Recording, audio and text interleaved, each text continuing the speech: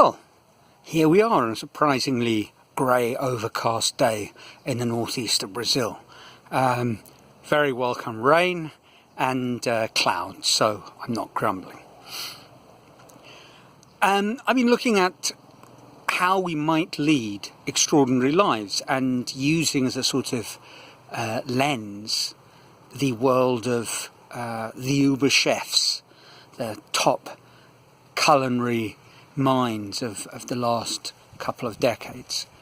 And I suppose almost all of them will say that it's a very common theme, that one of the secrets to their success is that they use the freshest, highest quality, seasonal, locally sourced ingredients. And of course that makes sense. The modern trend has been to eating food of a place, and we want things to be obviously high quality and fresh. But this posed something of a problem for Magnus Nielsen at Farviken, because being closer to the Arctic Circle than Stockholm meant that in the long, dark, miserable, freezing winters, locally sourced and certainly fresh just wasn't happening. And in general, the kind of produce that would be a staple of that region is not exactly the stuff of the high tables of lords and ladies and kings and such.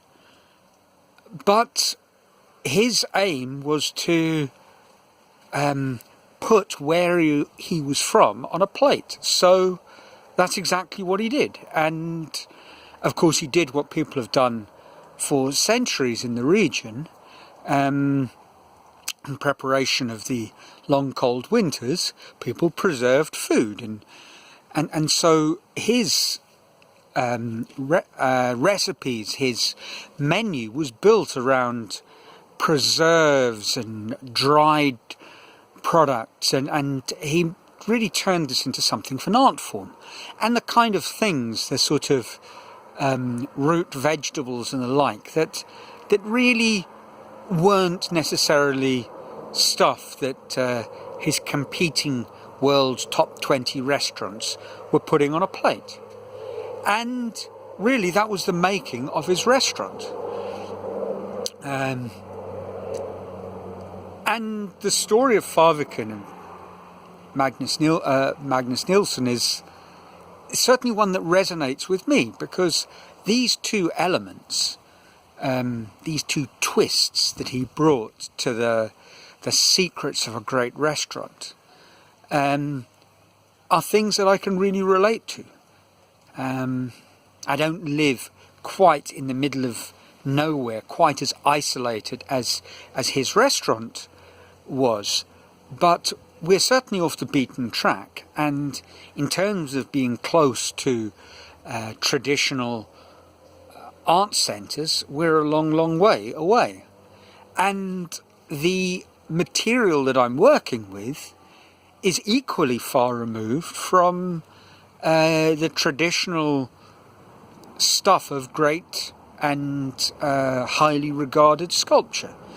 Welded metal, I suppose, has sort of found its way in there, but wire, even after Alexander Calder gained worldwide fame, has never really been a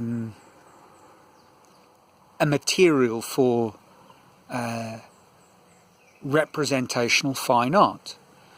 So his story obviously really strikes a chord with me, and it makes me think that, you know, if he can do it where he was, with the ingredients that he chose to use and showcase, well, I can certainly do it where I am and with the material that I'm using. And I was thinking about this during the week, and this is true for all of us. We think we're not in the right place, and what we have to offer our personal building blocks isn't really the stuff of legendary, iconic, extraordinary, wonderful accomplishments. But why not? Obviously, there remains that enormous given that if you are going to produce extraordinary work with those sorts of challenges, constraints, restrictions of a poor location and unusual or humble material, well, it goes without saying that you need to, if your work is going to be considered extraordinary, you really need to operate to the highest of standards when it comes to your command and knowledge of the other areas of your art, of your craft, the fundamental building blocks of what you're doing. Those you can't escape.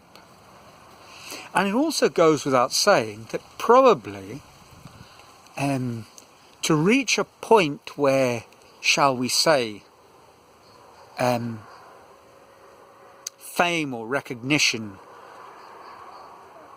in whatever form that might take, when that comes to you, that's going to take much longer, given your isolation and the challenges that what you might be doing would pose to status quo. So you need to be prepared for the long game. For me, that meant, having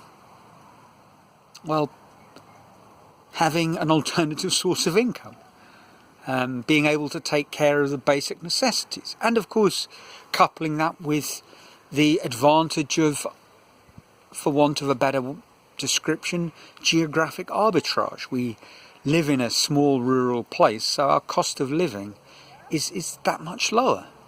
My rental money from Sao Paulo goes that much further. But I think all of this is open to anybody.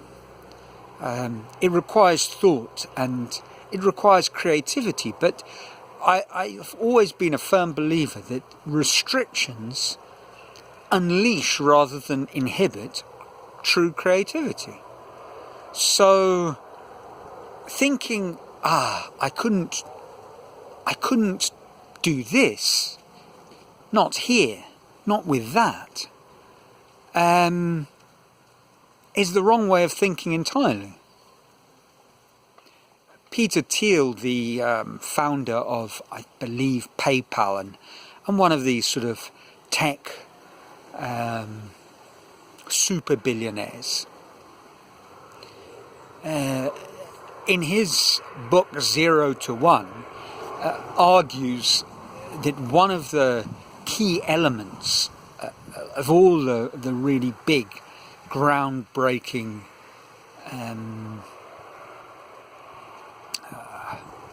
industry-shaking corporations, and I'm not saying that they are paragons of virtue or what you or I should be aspiring to, but using it as an example, they take a contrarian position. The majority are doing this, and they say, well, what if we turned that on its head and did exactly the opposite?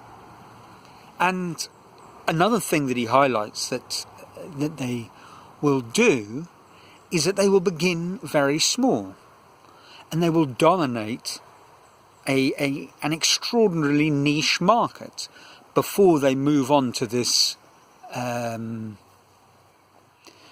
sort of market astonishing position. A fantastic example is Jeff Bezos, and I definitely am not suggesting that, he is the man to whom we should all aspire to be. He's obviously a person who is, if nothing, controversial and will divide opinions. But if you look at the success of Amazon and what it is now, an online purveyor of and seller of literally everything, a quite extraordinary domination of, it would seem, almost every market. That's not how he started. He started by becoming king of, at the time, the very small world of online book sales. And that's interesting, because I think there's a lesson to be learnt for all of us. There's certainly a lesson for me to take away, which is, if I can become a successful artist, noted sharer of inspiration and culture, of beautiful things in my little part of the northeast, and then I build on that, well, there is a future, and it's not that difficult to rise to the top of this little pond, because it is a very little pond, and that's the advantage. I can make my mistakes in a small, controlled environment, and I can develop my work to a point where the kinks have been ironed out, and it's matured, and it is ready for a wider audience. My sculpture park can develop to the point where it has this sort of feel and infrastructure that I eventually want it to have. The garden can grow to what I want it to be. All these things can happen because I'm under no pressure of time, or for that matter, for a large part, money. There are a small number of people in this area who will buy what I have to offer, and little by little I will find another group of people in a nearby city, and so it will go. And I think it's a very different way of thinking of how you will position yourself in the world if you want to produce things that are extraordinary, because a lot of the common wisdom will say you need to migrate to wherever the sort of center is of that thing. You're an artist in pretty much any field in the 1920s. Well, you were in Paris. You were a contemporary artist in the 60s. You were in New York. And there's a lot of sense in doing it that way.